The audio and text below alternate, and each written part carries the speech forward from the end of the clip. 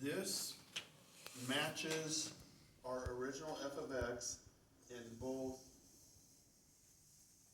value, if we evaluate it at pi over 6, and slope.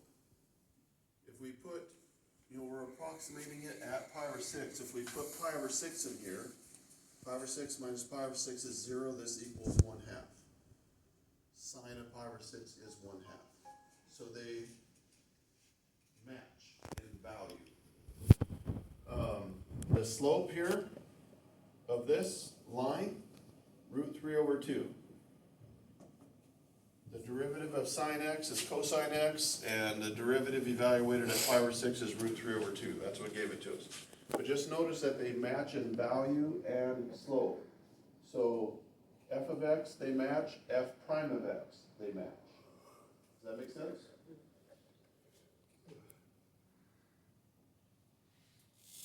See, look at this. Y equals 1/2 this here. Let's change that into f of x.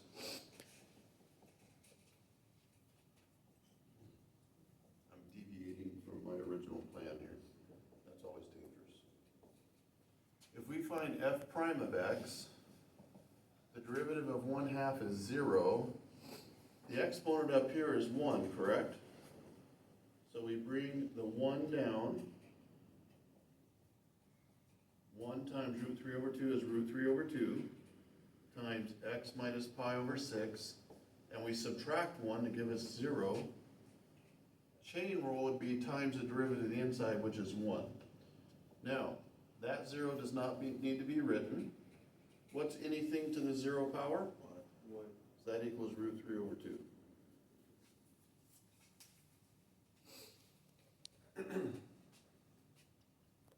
So these match in slope. That make sense? All right. Come back over here.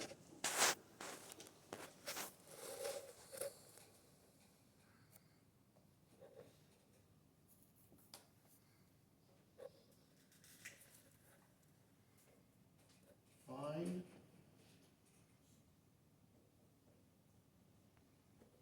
a quadratic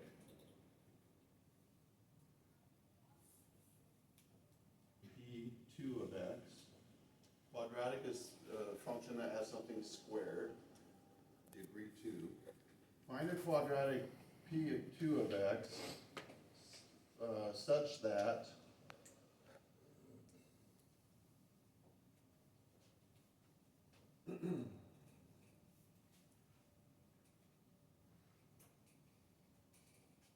P2 of A is equal to f of A.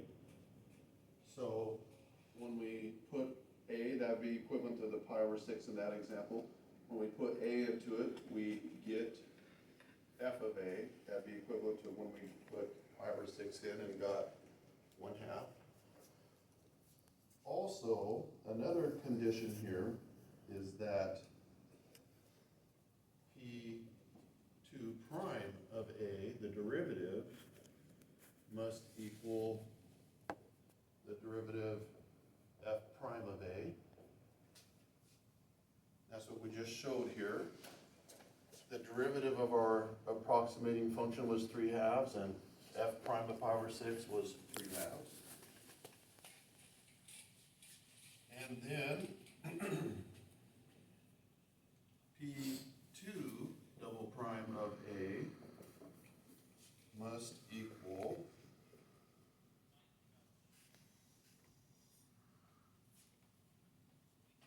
f double prime of A. So we're going to find a quadratic function so that these three conditions are all satisfied.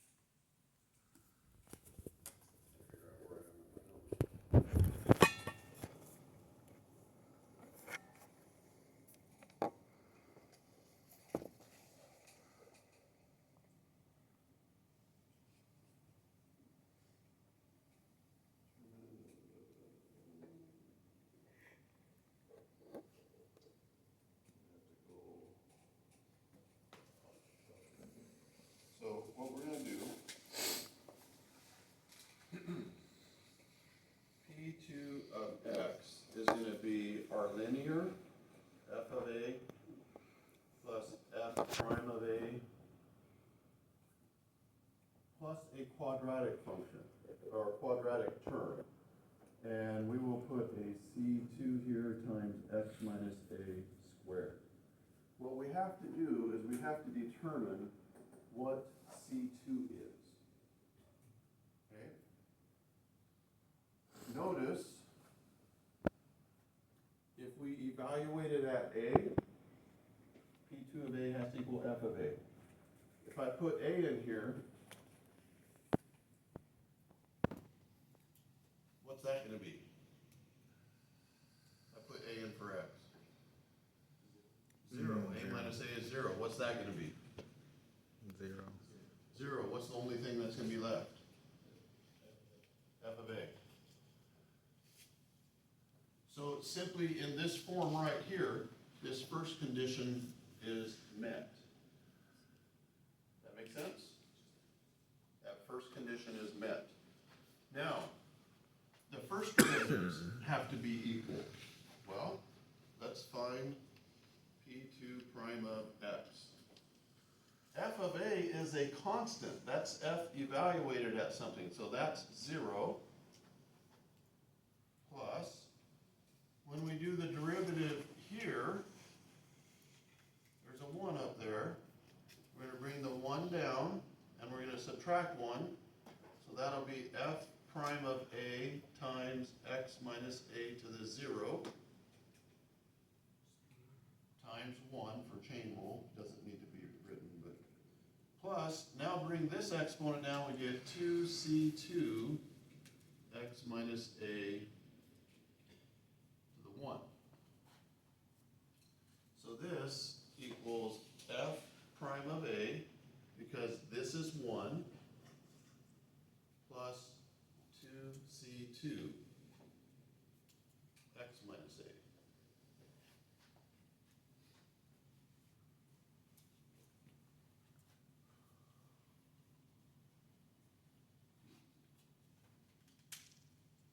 We're still trying to figure out what that C2 is. And I didn't put this clearly enough in my notes. Let me see here. Okay. So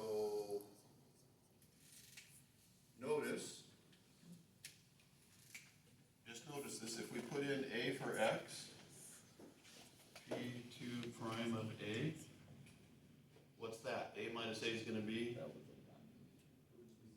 And it's P2 of x is going to equal F prime of A. Okay? This condition is satisfied. Now it's that last one, that's the big problem.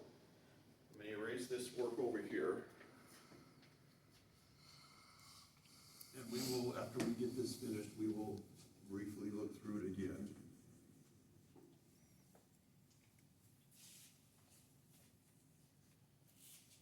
Now let's find the second derivative. So P2 double prime of x. See if this pen writes any better. F prime of A here is a constant. It's the derivative evaluated at A. So the derivative of that is 0. Here we got 2c2 times x minus A to the 1. So this equals 0. That's the derivative of F prime of A plus 2c2 times x minus A to the 0. So we have P double prime of x equals 2c2.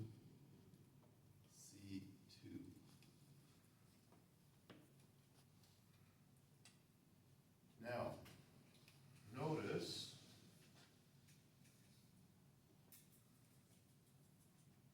let me think here again.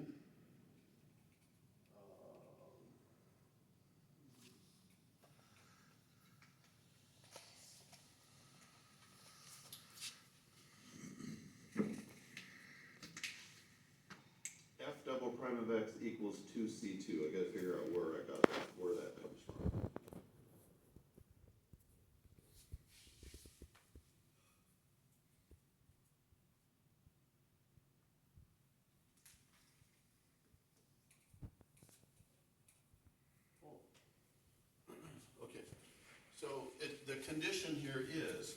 that this is equal to f double prime of a. That's the condition that has to be met.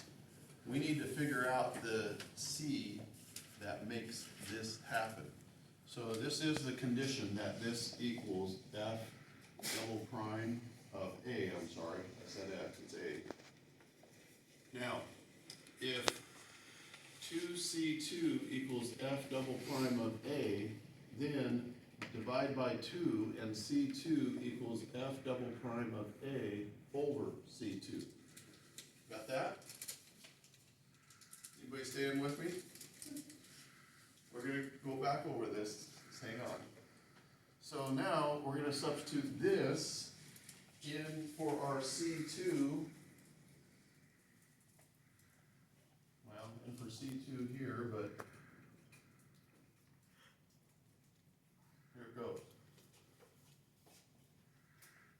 p2 of x is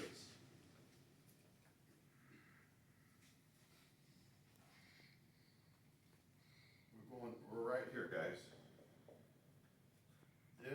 This, and this, except we're going to substitute our f double prime of a over c2 in here for c2. It should have been over 2. There you go. Divided by 2 to get that. So going where I have the asterisk over there, we got f of a plus f prime of a times x minus a plus 2c2. c2 is f double prime of a over 2, so 2 times f double prime of a over 2 times x minus a squared. Those 2's cancel out, and we have f of a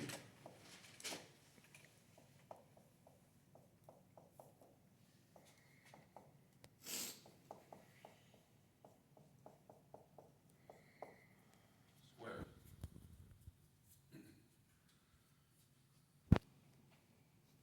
All right, let's back up, all right? You guys ready? Don't worry, I'm not going to ask you for this on an exam. We're just developing it here. We got this guy and this guy. Those are the two things that are important on this board. The rest of it is development work. Okay? You got this from 8th grade algebra. We replaced it with this notation. You guys all right with that? This here's from 8th grade algebra. Move the y1 over there. Now instead of using y, we're going to use p1 of x. That's the same thing as y. y1 is the function evaluated at the value we're approximating. So we're going to approximate this at a. So that's y1 is f of a. M is the slope, so that's the derivative approximated at a, f prime of a. X minus x1, that's x minus the x value we're approximating it at. That x1 is the a. X minus a. Are you cool with that one? Everybody good? Now, we want a quadratic function that meets this criteria. The quadratic function evaluated at a must be equal to f of a. The derivative evaluated at a must be equal to the original function evaluated at a. That would be like the sine x that we have up here. And the second derivative must be equivalent to the second derivative of the original function evaluated at a. Yes, sir? Bless you.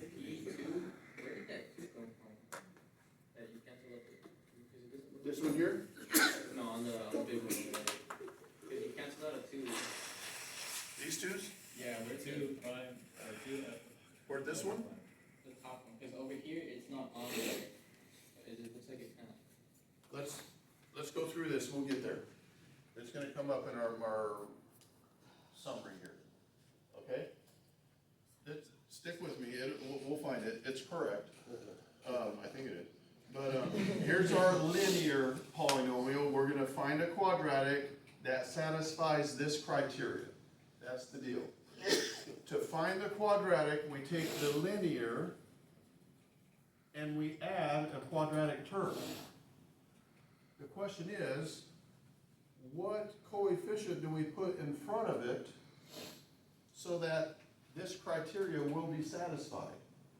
What does that C2 have to be so that this will all work? Does that make sense? That's what we gotta figure out. So, we acknowledge that if we find P of A, put A in here right now, that will be 0, that will be 0, and it will equal F of A. So that one's satisfied. And then so now we're gonna work on this one. We find the first derivative. That's a constant, so the derivative is 0. And this first derivative ends up being, so anything to the 0 is 1, so that's where this F prime of A comes from. This 2, one of your 2's here. This 2 comes from doing the derivative of this. You bring this 2 down, and it parks it right there. Does that make sense? And we subtract 1 up there and get a 1. So that's 0, so we got F prime of A, which came from here, plus that, 2C2 x minus 6. Does that help? We're getting there? Everybody good with this line? We acknowledge that if we put A in for x, A minus A will be 0, and P2 prime of A will equal F prime of A. That checks off that condition. Okay? Now for this condition, we need the second derivative. So now we find the second derivative of this. That's what we're doing over here. Again, that's a constant. The derivative of that is 0. That's where that 0 comes from. Now the derivative of this, there's a 1 up here. Bring down the 1. 1 times 2C2 is 2C2. Subtract 1, we get 0. Chain rule gives us this 1, but that doesn't matter. That's all 1. That's 0, so P double prime of x is 2C2. This, which, let me erase this. Well,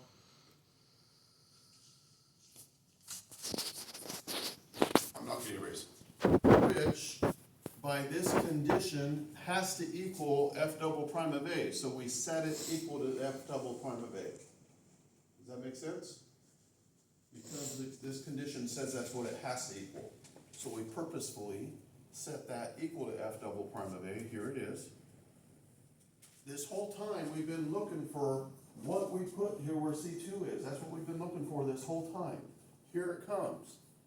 Divide this by 2 and we solved it for C2. So we have F double prime of A over 2 for the C2. But notice there's I see what you're asking now. And you are correct. Now I got it. I think you might have looked at the. You're asking where this 2 came from. Yeah. It's not supposed to be there. Now I got you. You were correct. That 2 is not supposed to be there. C2 is F double prime of A over 2, so we put that where this C2 is. That goes there. So there's a 2 under here, and that's just a copy of that. And we got it. Does that make sense? Yes, sir. So, I don't know if I'm seeing a pattern here, but like if you were to find P of 3 of x, would it be that equation plus F triple prime of A over 3 to the, multiplied by x minus A to the 3rd power? Almost. You are so close. Missing one little piece.